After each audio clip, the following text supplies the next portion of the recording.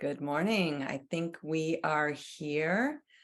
Want to welcome everybody to our Fireside chat. This is our largest attended webinar of the year. Very excited about it.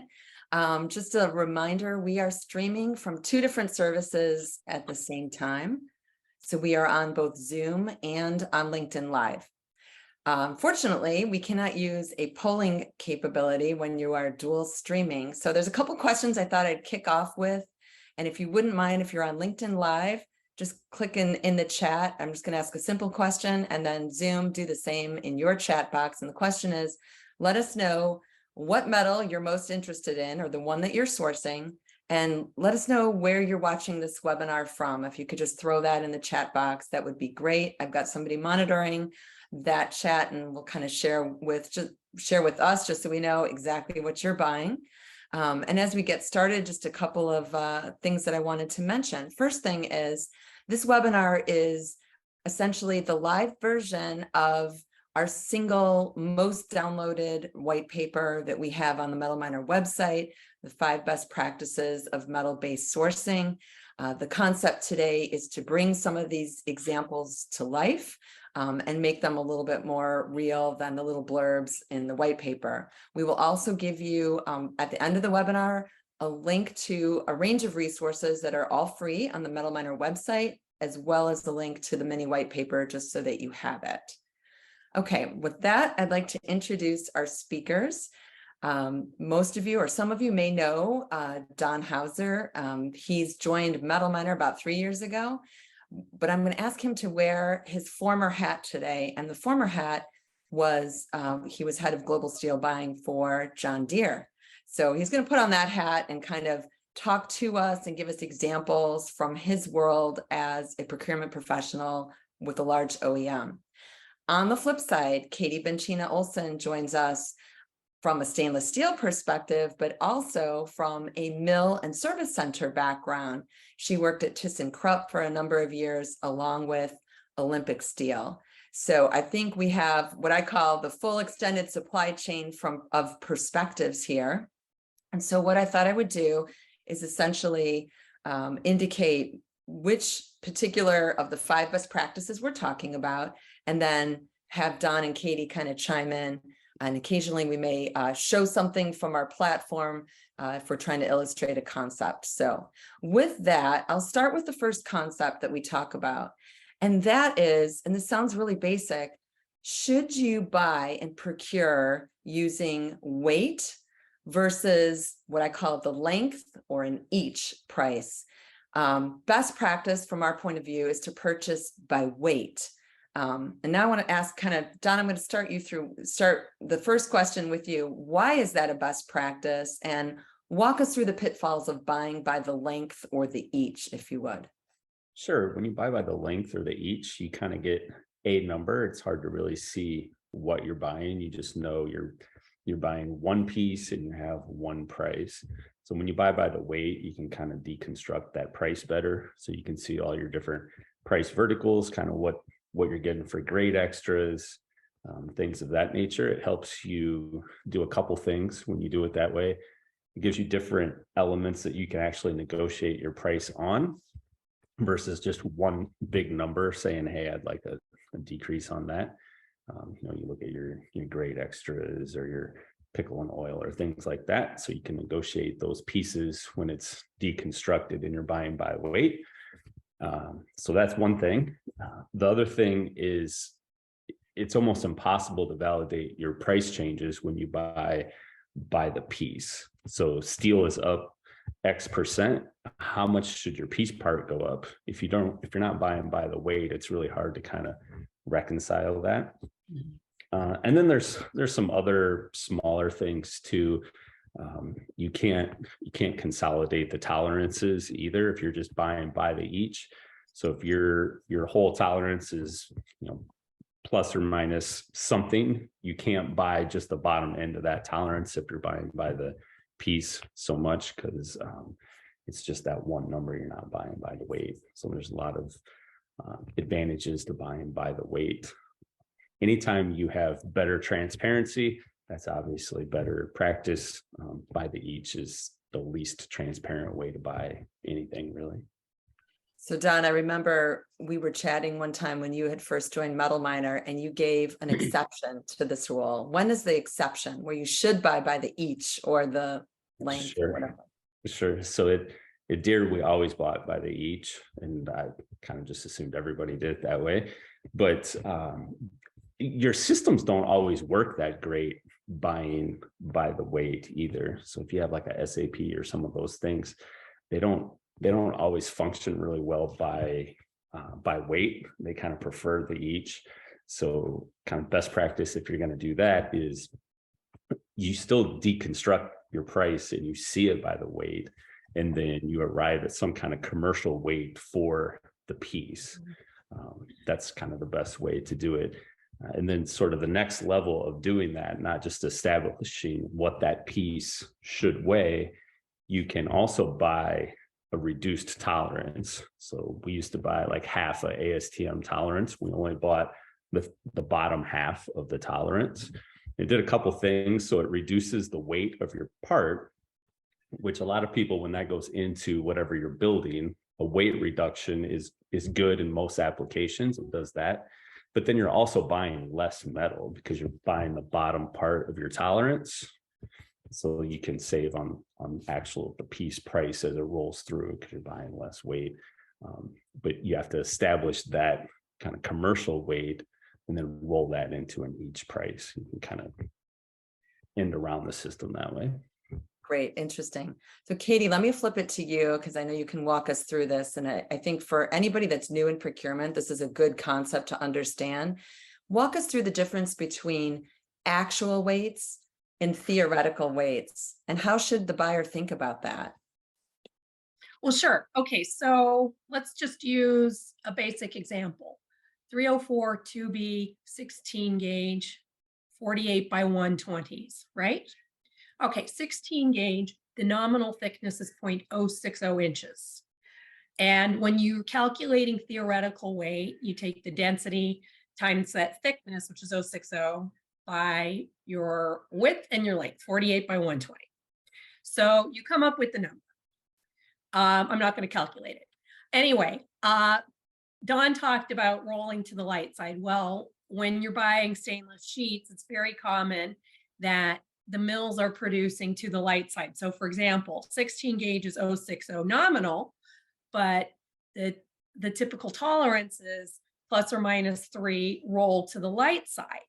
So when you do that calculation, more than likely, or excuse me, when you actually receive the material is not really 0.60 inches thick. The material is probably 0.58 inches thick.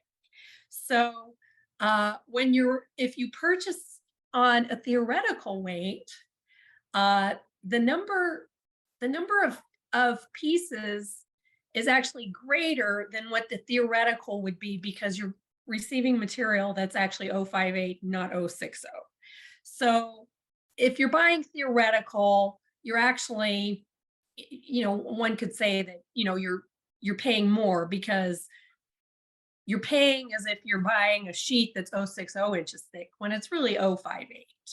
So from a purchasing perspective, it's always best practice, at least from my experience of buying flat rolled stainless, to purchase actual because it's a better reflection of what that price per pound should be. Great. Perfect. Okay, I'm going to switch gears and talk about our second best practice.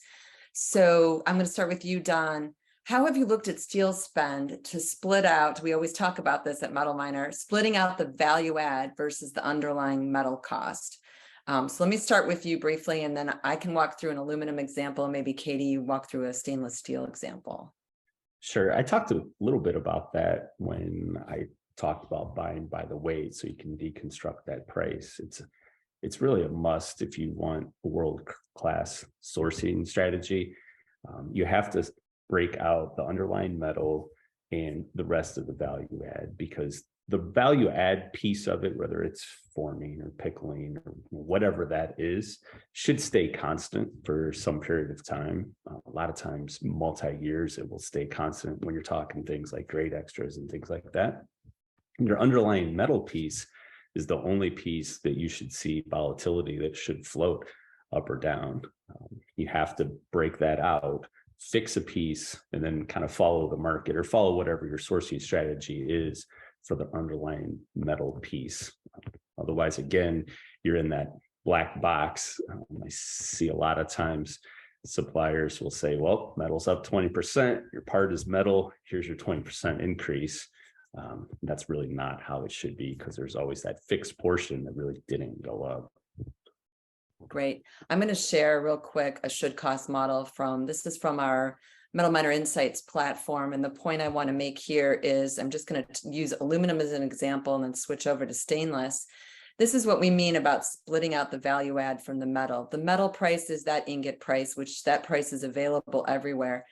This is the conversion piece that you also pay. And oftentimes we see companies fail to lock this piece solid in their long-term contract. So if you're doing an annual contract on aluminum, let's call it 5052 sheet, you're going to want to, this is the piece that will float, that you'll probably use a 30-day trailing LME average. And then these are the pieces you want to lock in: this conversion premium, the physical delivery premium. This is the Midwest premium.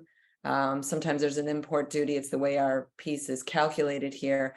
And the idea is to get an understanding of that so that you can contractually hold this piece fixed, which allows you to manage the volatility a little more effectively. Katie, I'm going to flip over for you if you want to kind of walk through a stainless example. Sure. All right. So with stainless steel, you always have to keep in mind that you need to look at finish. And there are other aspects as well that have recently been added. So when you're looking at stainless, you have the base price.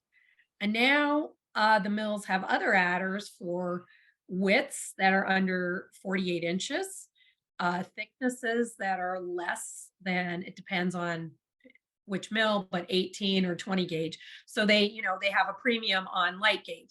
All right, so those pretty much, those adders stay fixed. What fluctuates is that discounted base price. And then on top of that, you have your finish extras. So that would be your bright annealing extra, a polish extra.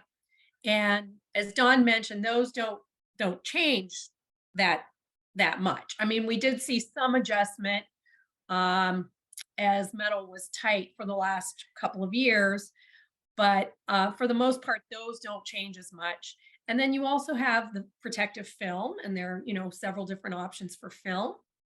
And then cut to length extra. So it's always good to be able to see the big picture in terms of if your supplier is willing to break out all of those different components to see what exactly you're paying, and if you saw increases in some of those, let's say finish, the reasons why. I mean, right now, for example, polishing at the mill is tight. So, you may have seen some increase from your past contract, but I mean, at least it opens up a dialogue with your supplier to find out why exactly prices are going up, or, it gives you a position that you can negotiate from. Great, perfect. Okay, so I'm going to get into our third concept, just so we have enough time for everything. Again, if anybody has any questions, we'll do our best to answer them, either pop them into the LinkedIn live chat or into the Zoom chat box, and we'll try to address those on the fly. So third concept, third best practice that we talk about is the notion of sourcing using either total cost of ownership or total landed cost, something that includes more than just the piece part cost savings. So Don, let me start with you. How were you evaluated as a procurement professional with regard to that notion of total cost versus piece part? Can you just kind of walk us through that? Sure. I was evaluated on a 3% cost reduction every single year. That was just kind of here it is. I wish I was evaluated on how many times my boss left my desk shaking his head, but I wasn't. It was really being in a large company. there was pieces that were taken out. So it wasn't the total landed cost. It wasn't the whole bucket. Freight was always parsed out because we had a army of logistics people that were in charge of that.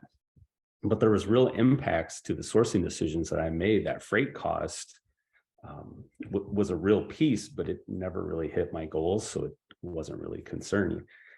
But it would have a big impact. I might source something from one supplier to another that impacted the piece part less freight that looked like a good cost savings. But when you added the freight back in, it might actually be an increase for the total cost. But for me, that hit my goal and looked really good. So you have to really look at the whole thing. I think that happens more in large companies that get siloed off into pieces of responsibility. It's a terrible way to really do it. In my opinion, you really should look at the total landed cost, especially when you look at what freight has done in the last few years.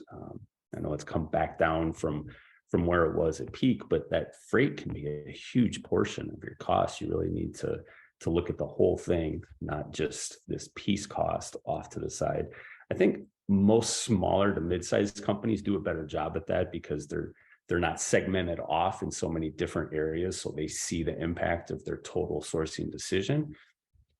I do know for sure a lot of larger companies are not like that. That's something that you really need to kind of watch, so your people aren't kind of playing games with the system. Hey, I met my goal, sort of. So that's kind of what. Don, how about other elements of total cost in terms of quality and yeah, I really wasn't judged on that either, and I think a lot of supply management isn't. So there's this baseline expectation of quality and delivery.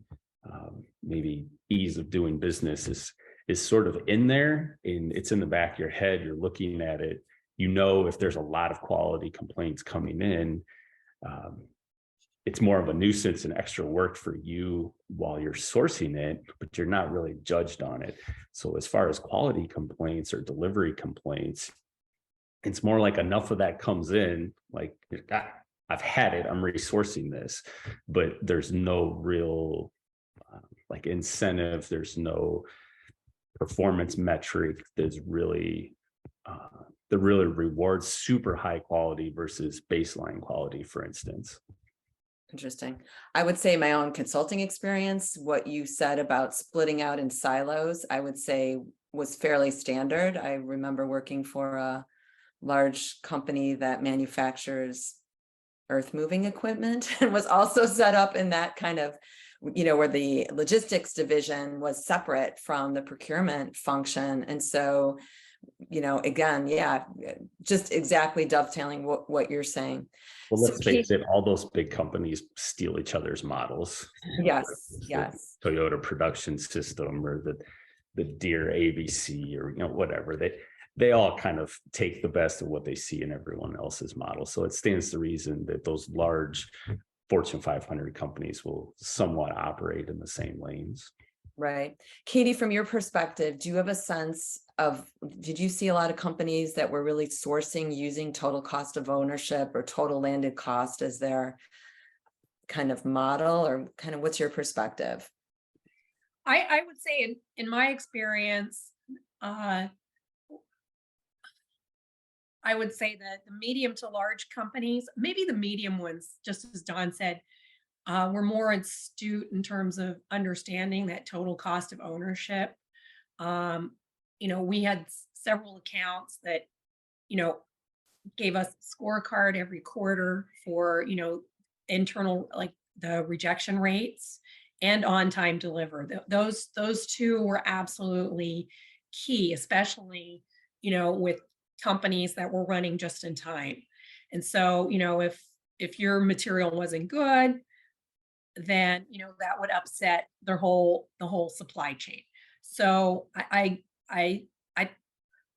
we found that being held accountable for not only our quality but also on time delivery made the companies that I worked for better in the long run as a supplier, right? So, and I would say that in other cases where we were up against, let's say, a competitor that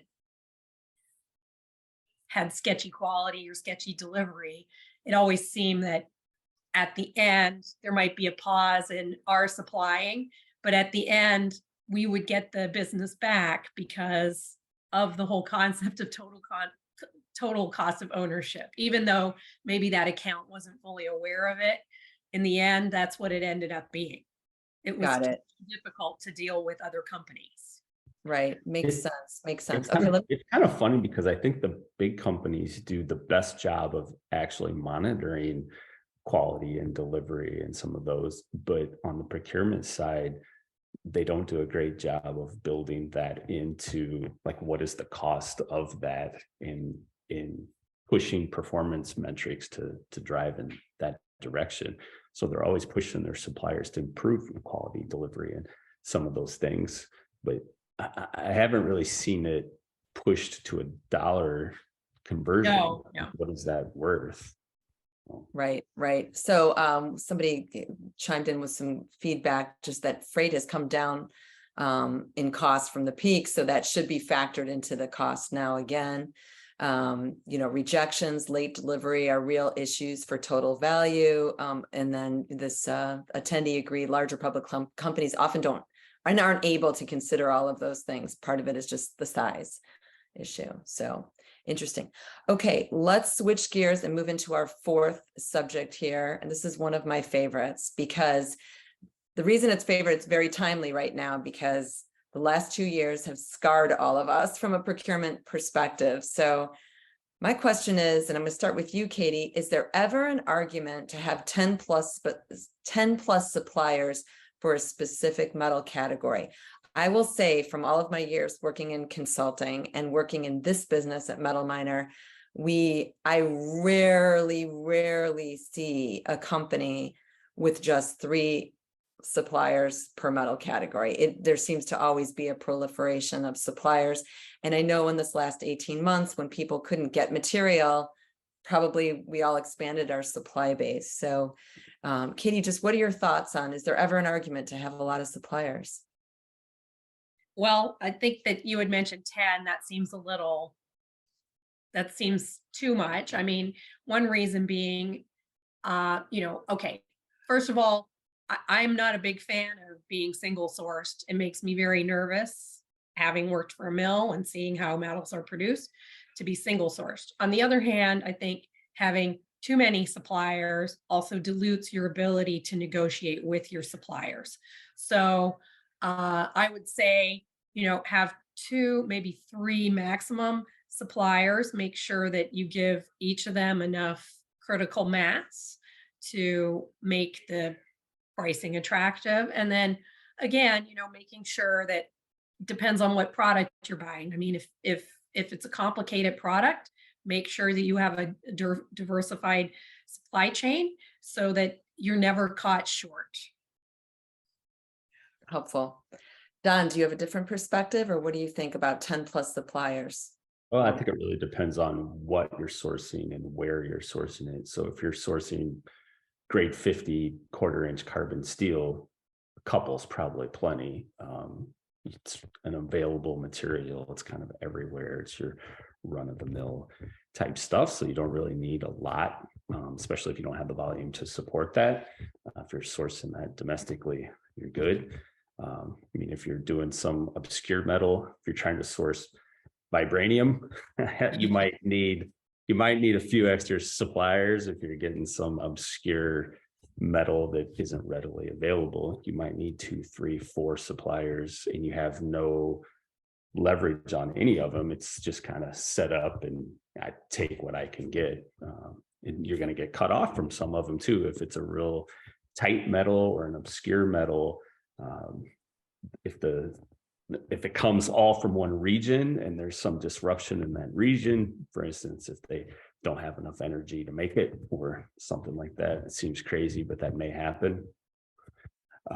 You might want some different regions to source that into. So I think you really need to look at what you're sourcing and where you're sourcing it from. That's probably something you need to evaluate kind of on ongoing basis too. It's not like, hey, I set the strategy up, I'll come visit it again in a few years. That's probably not the best practice either. Great points. Great points.